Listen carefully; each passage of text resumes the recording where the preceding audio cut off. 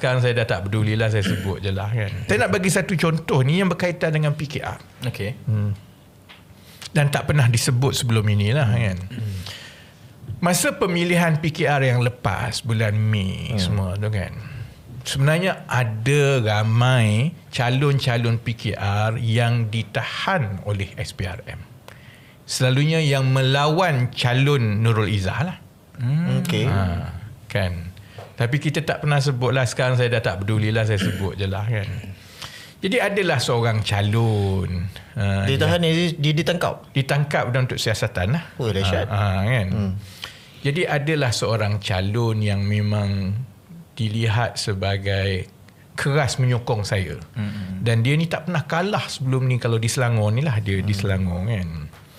Jadi satu hari, saya ingat lagi hari Rabu, selepas mesyuarat kabinet hari itu kan, tengah hari saya dapat panggilan daripada dia. Orang semua tahu tak payah telefon dia ni, payah dia nak angkat telefon, WhatsApp dia tak ada kan. Jadi bila dia telefon tu saya pelik lah. Dan memang betul lah, dia kata emergency. Kenapa? Dia kata minta tolong satu, sebab rumah saya kena kepung oleh SPRM sekarang. Saya tak dekat rumah, anak isteri saya je ada. Dia orang dah takut, jiran semua tengok ni. Ini dalam pukul 1 lebih dah, dekat pukul 2 kan. Dia kata saya tak pernah minta tolong YB, tolong yang ini.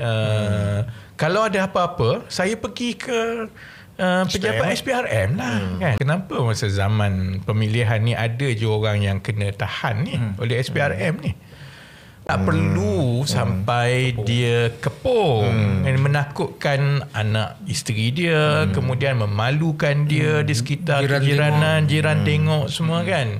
Dan dia bukan jenis orang yang akan lari ke apa. Saya kata, so saya minta tolong beritahu kepada SPRM perkara itu tak perlu. Nanti dia pergilah ke SPRM kan. So saya call balik lah kawan kita ni. Tanya, you tak beritahu penuh, you ada kes, you beli rumah cash. Saya kata.